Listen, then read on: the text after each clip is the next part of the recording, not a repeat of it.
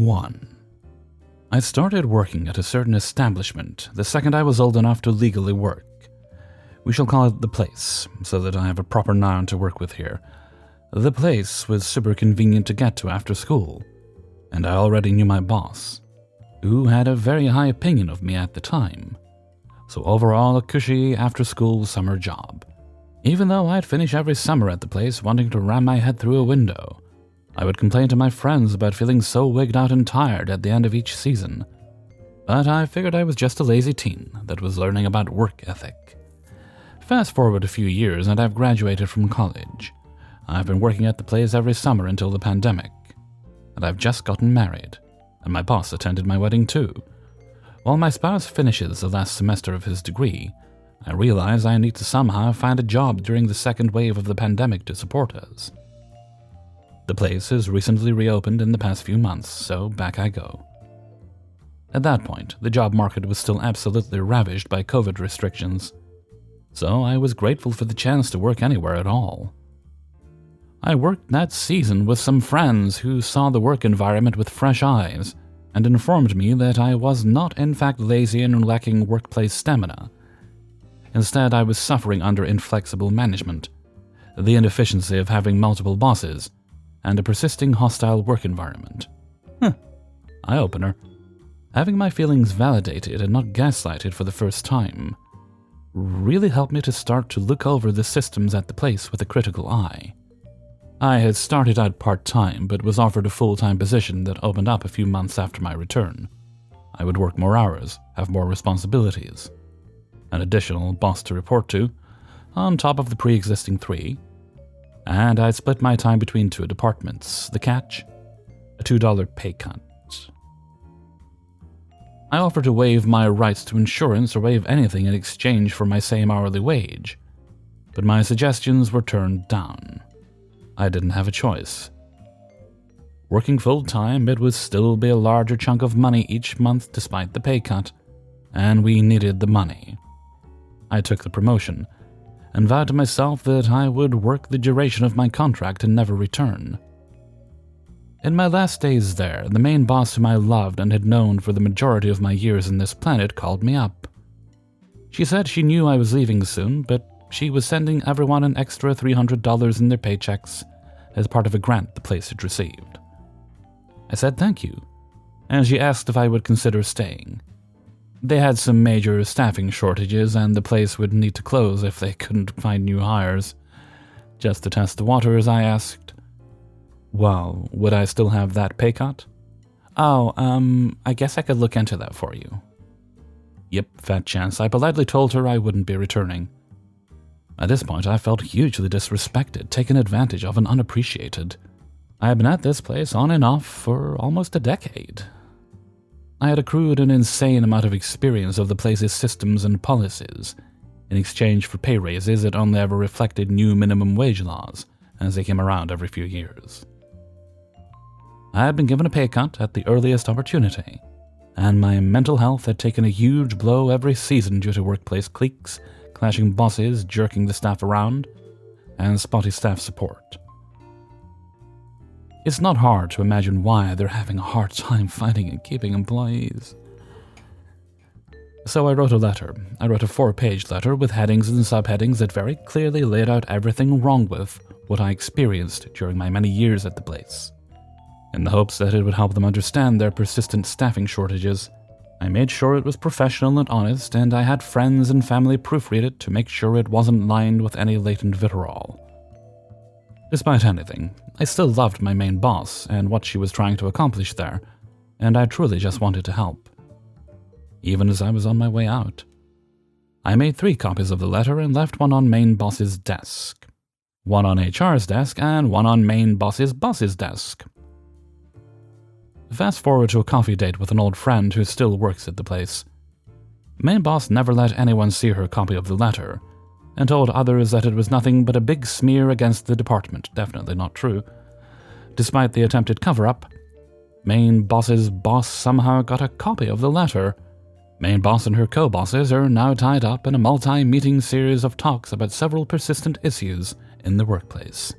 Strangely enough, almost every meeting aligns with a section of my letter. Knowing how much main boss hates change and meetings, I can't help but get some smug satisfaction from all this.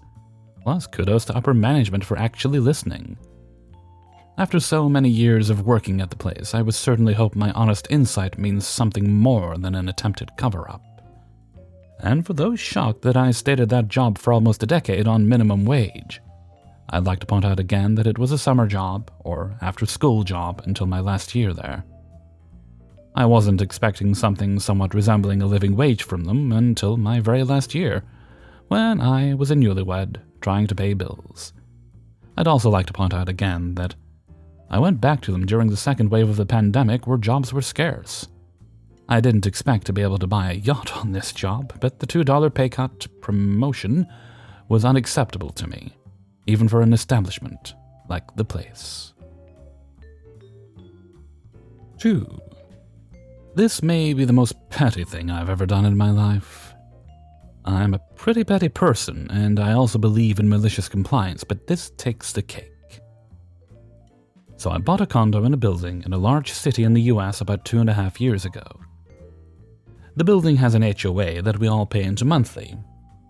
Since I've lived here, the building has rapidly deteriorated, and we have all hired an attorney for a class action style lawsuit. I'm talking broken elevators, broken rooftop AC units, the pool was empty for 4 months during the summer, etc. The people in the building are great though, and we're a friendly bunch. Last year, I took the HOA to small claims court because they failed to provide financial documents that show us how our fees are being spent. And this is a legal requirement for all HOAs in my state. I won the case and was awarded the $30 filing fee plus $1. Symbolic, I sued for documents, not money. The fact that they can't provide the docs, as they're legally required to do, is a separate issue, among others including possible crimming that we've hired attorneys for. I have asked the HOA to pay the $31 to me, and the president of the HOA wants to either meet me somewhere private to give it to me, or he wants to mail me the satisfaction of judgment form, have me sign it, and mail it back to him, then he will mail me a check. No to both.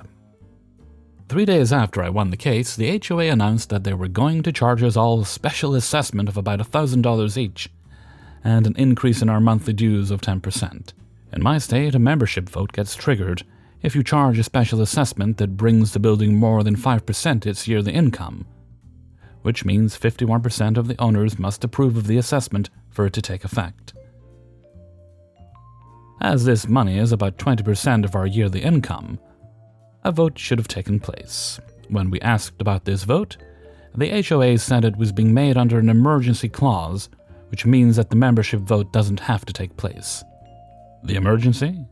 Fixing the elevator that broke on December 24th, 2021. The spirit of the emergency clause is for things like fire, earthquake, flood, etc., not a broken elevator that has been broken for a year already. When there was understandable pushback, the HOA sent out a little email stating that everyone who didn't pay the assessment would have a lien put on their unit. The liens came down yesterday to those that couldn't pay the $1,000 on short notice. Our attorneys told us that even though the money is in dispute, we still have to pay it, and I did pay mine. But we also have a lot of retirees and lower income people in the building. The HOA's president's house is currently on the market for $20 million. I just got back from the courthouse where I filed a $31 lien against it for $140, clouding its title. It's a matter of principle, not money. Now the title can't change hands until he pays me my $31, and I am perfectly within my rights to collect on a judgment owed. Just to clear up some confusion here, I initially filed the small claim with the HOA as defendant. The small claim judge determined that was incorrect and said I should sue the individual as the president of the HOA, and made me amend the case. Therefore, the defendant in the whole case was one individual person, and therefore, he is responsible for the $31, and I can exercise my right to put the lien on his home in my effort to collect. I can only put a lien against the defendant, and the defendant is a person. I cannot put a lien against the HOA because they were not the defendant in the case. The court's already determined that the person owes me money. I don't need to continue to argue a case I've already won. 3. Once I worked for this lady who owned a home health agency, and I was running it for her. At first, it was not that bad. Ratchet liked me and had me doing a lot of things that maybe went above my pay grade. But I didn't mind so much as I was learning a lot and didn't involve any direct patient care. Back when I first started, she had an LVN named Marcia working for her. We got along quite well, and we were good work buddies. Sometimes patients would go to her office and she would close the door. I don't know why she bothered to do that when it was obvious that she was admitting them. I wasn't exactly comfortable with that because you're supposed to be an RN, but at least she was a nurse. About a year later, though, the boss decided to put her out in the field, so I was the only one in the office. And shortly after that happened, she caught me on break and said, "Hey, I need you to do me a favor. There's a patient in your office, and I need you to take his vitals and write down his meds and put him in the system." Are you actually trying to get me to admit this guy? That is so far out of my scope of practice that I would lose my massage license and maybe go to jail. Oh, come on. You know you can do it. You have the knowledge and experience. You can try to flatter me all you want, but I'm not doing it. You're an RN. You do it, so nobody gets in trouble with the state. Okay, I'll give you a $50 bonus for every one of those you do. Really? $50? Wow, okay. I'm in. I asked her how exactly I was to come up with the diagnosis, with no MD report. She said to Google the meds and see what they're prescribed for, and get the diagnosis from that. That is so illegal. I almost called my mom to ask her to put money in my commissary. So, anyway, I did end up doing it that one time, but I knew I had to outsmart her for ethics' sake. Or I would have been stuck doing those for the rest of eternity, and probably end up with legal problems for $50 a pop. I had to do something, but I wasn't sure what that was. Finally, I decided to deliberately make an error. The patient told me what medication he was on, I knew what it was, and I knew why it was prescribed. There were multiple reasons, but pain or anxiety were usually the top two. So I put down seizure disorder, the rarest problem it was prescribed for. When Ratchet saw what I had put in, she started yelling at me. "You know that's for neuropathy." Nerve pain. Well, I don't know that actually. There are a bunch of uses for it, and seizure codes pay more than neuropathy ones, don't they? According to the coding guide, they do. I know how important it is for you to make more money, right? And guess what? You know, I noticed that more than half of our patients are taking that, so I went back and changed all their diagnoses to say seizure disorder, and exported all the corrected assessments to the state already. Aren't you proud of me? Of course, I did nothing of the sort. She literally lost her wig. She screamed, "Do you have any idea how many ADRs I'm going to get? I will have to have someone scan every last one of those records and submit them to Medicare. Meanwhile, they won't pay me." Arrgh! I shrugged and said, "Well, I would probably estimate around 50 if the numbers add up." "Okay," she screamed. "That's it. I'll never ask you to do that ever again. And give me back my $50. "Really? Oh, no. Are you sure? Whew. Wow. I'm so sorry. I messed up. My bad." I know she saw me laughing at her as I walked away. There were cameras everywhere, after all. 4. For a bit of context before this story, I work in a low-level retail job. It's one I'll be leaving soon, and I've already put in my 2 weeks' notice, so I wanted to celebrate with one of my favorite stories. I have multiple managers at this job, and almost all of them are lovely people. They genuinely care about me as an employee, all of them, except for one very unpleasant new manager. This one manager is pretty notorious for not doing her job. She'll show up very late to work, over 3 hours late in some cases, take lunch breaks that are over an hour long, and disappear during busy days. She's also an asshole to everyone below her, myself included. Ironically, she will become incredibly angry if my lunch break runs over the allotted time, 15 minutes, since our store is non-union. I could work longer shifts, but I'm not working 8+ hours for one extra 15-minute lunch break. They're criminally short. and will come up to me and harass me while I'm just trying to get back to work, which is also not company protocol. I'm supposed to be paged if I end up running over my lunch break time. She has also gone as far as to lie to the general manager, her manager, about me being rude and saying things like "don't talk to me" to her. I am someone who is capable of being very professional, even to asshole managers. I would never say something like this at work. She will harass me over 5 or 10 minutes while she takes hour-long lunch breaks, where the longest she could get would be maybe 30 minutes. Other managers seem to hate her too, from what I'm aware of. She also has a pretty annoying habit of hovering around my register, trying to catch me slipping up or doing something against the rules. She has gotten on me before for such horrible offenses as wearing sweatpants to work. I stand behind a counter all day, nobody can even see my legs. So it feels like half the time she's just making things up to be mad at me about. However, her hovering gave me the perfect opportunity for some petty revenge. She came up to my register to bag one day a few weeks ago, and I finished ringing up a customer for their items and helped her bag. I reached for something in the corner of the counter near the bagging area, a store-brand salad and some packaged plastic cutlery. But this manager informed me that that is her lunch. I apologized, and avoided the items and finished bagging. This continues for about 10 minutes before she disappears without a word. She did, however, leave her lunch in the counter of the bagging area. I wanted to pack it up and bag it with the customer's order so badly. However, I'm well aware that there are cameras, and if I did something like that, she could easily access the footage and get me in massive trouble. Since I knew that was her lunch, she directly informed me of that. So instead, I waited and bagged only the items the customer purchased. Some of them asked me about the salad sitting in the counter, and I told them a manager left it there. Eventually, a worker comes along to bag for me while I'm halfway through an order. There's a bunch of food sitting in the bagging area. I don't mention the manager's lunch. I'm very grateful that I chose to wear a mask to work every day, since the grin on my face when I saw the bagger bag up the groceries and my manager's lunch. I waved them off happily as some old, oblivious customer walked away with my manager's lunch and their grocery bags. About 30 minutes later, the manager returns searching for her lunch. She asks me where her food is. I tell her in my best customer service voice that I didn't even realize it was gone, and must have gotten bagged up with an order.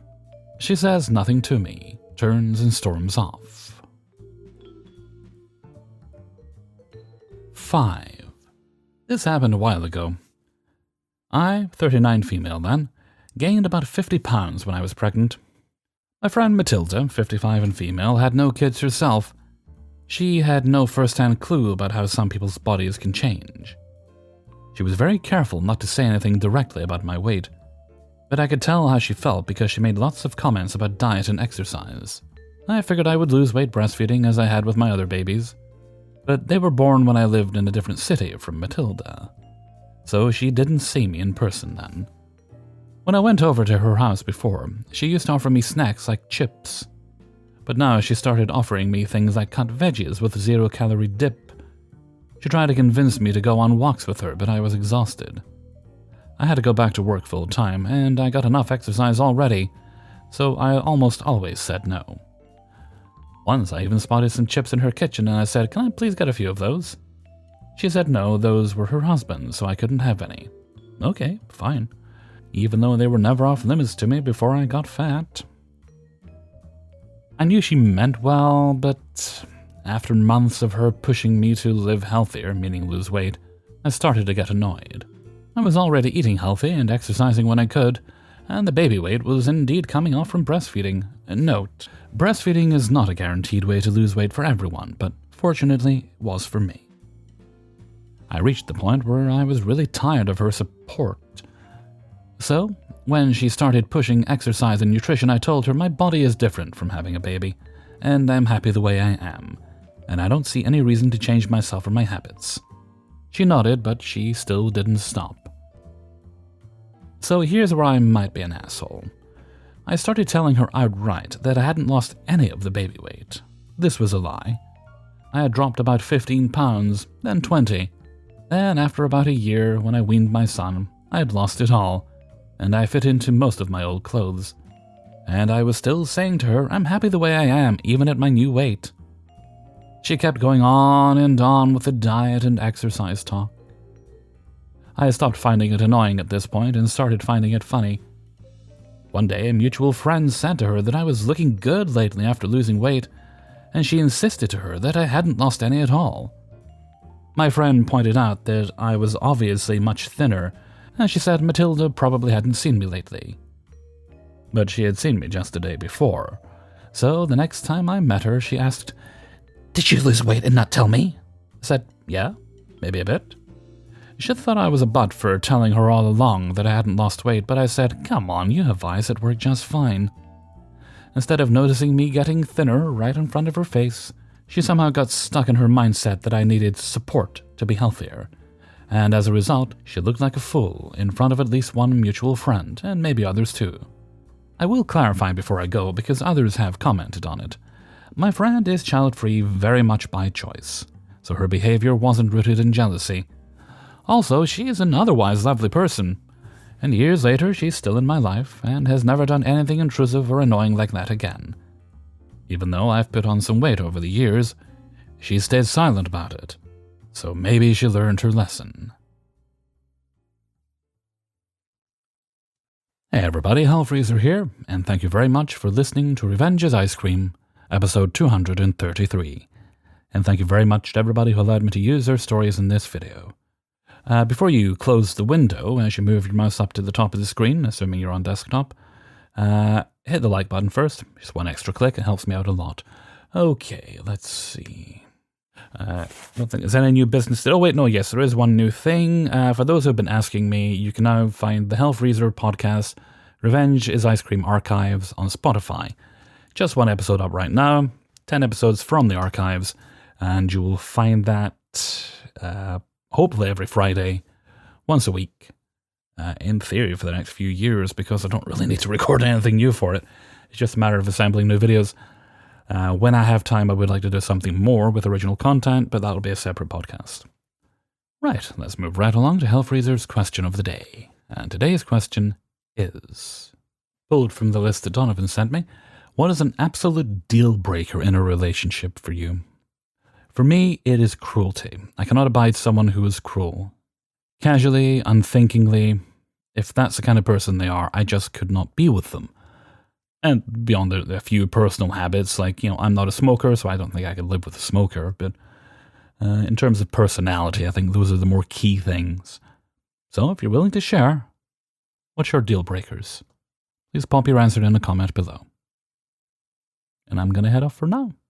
So until next time, thank you very much for listening, and take very good care of yourselves.